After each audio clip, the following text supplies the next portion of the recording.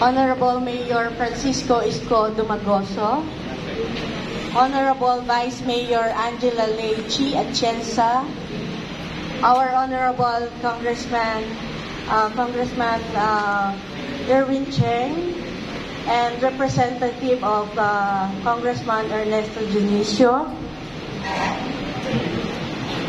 to our Secretary to the Mayor, Honorable Manuel Sarcal, our Chief of Staff, Mr. Cesar Chavez, our City Councilors, headed by our head ng ating cluster, Honorable Dr. Irma Alfonso,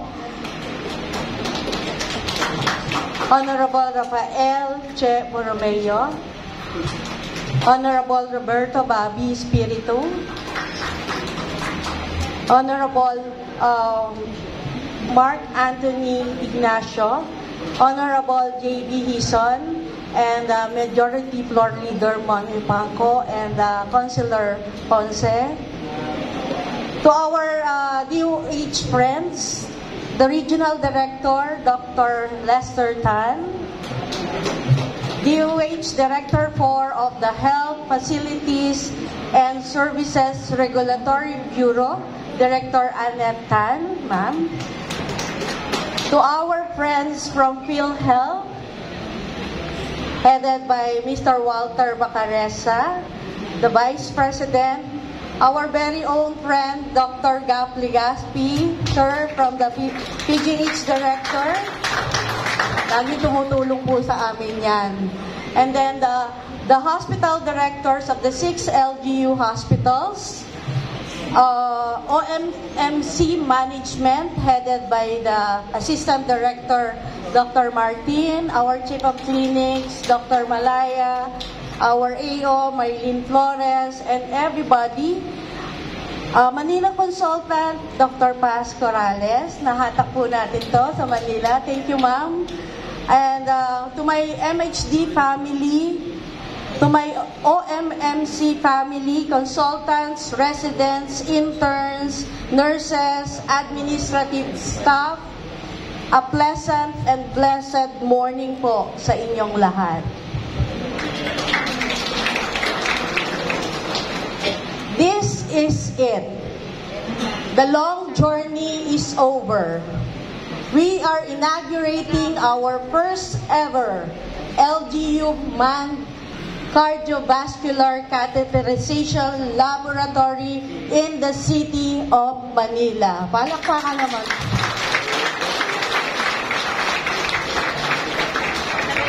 First, we thank the Lord of this provision. He gave us another instrument to prolong the life of our patients. Tayo po ay instrumento lamang niya. That in all these things, God may be glorified. And today is the feast day of the Nativity of our Blessed Virgin Mary. And so we lift this all to Him for guidance. Ladies and gentlemen, it is with great honor to welcome you all to this momentous occasion, the launching of our new cardiovascular catheterization laboratory at Ospital ng Maynila Medical Center. Like I said before, 3 taon din po itong natulog, but today marks a historic day for all of us as we open our doors to the facility that will not only advance our capacity to provide a specialized clinic, highly specialized po talaga ito, but to give a new hope to the countless Manileños in our community. With this facility, the hospital can now deliver faster, more accurate, and more effective intervention to our patients suffering from the cardiovascular disease. Ito po yung mga silent killer natin sa ngayon. Hospital ng Maynila Medical Center is the flagship hospital in Manila amongst the 6 local government hospitals. It is also the University Hospital of the Pamantasan na lungsod ng Maynila, soon to rise in the other side of the building. Marami po tayong top-notcher sa board. A beacon of excellence, the cream of the crop, the well-trained doctors, and the future of healthcare. Kami po ang nagtitrain dito, and we nurture them in our institution. The Cardiovascular Catheterization Laboratory of Ospital ng Maynila Medical Center, nung una ko pa lang po siyang makita, na in love na po ako. It is a state-of-the-art facility dedicated to advancing cardiac care and enhancing health and well-being of our community. It is licensed by the Department of Health on January 7, 2025 through the steadfast support of the city government and the dedicated staff of Ospital ng Maynila. This laboratory stands as testament of the Ospital ng Maynila Medical Center's unwavering commitment to excellence. By integrating cutting-edge technology with compassionate service, we continue to strengthen our vision of healthier tomorrow. Hospital ng Maynila Medical Center is a 300-bed capacity, level 3, ISO certified, a teaching and training hospital.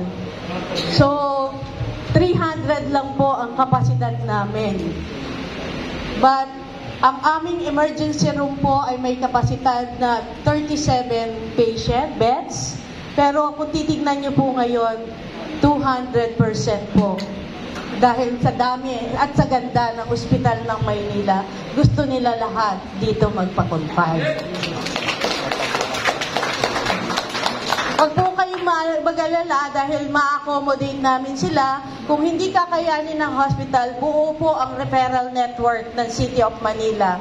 Nandiyan po ang aming 6 na ospital.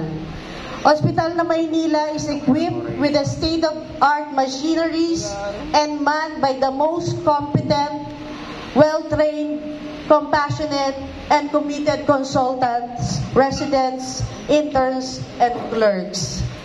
We dream of giving you the first-class experience with the help of PhilHealth.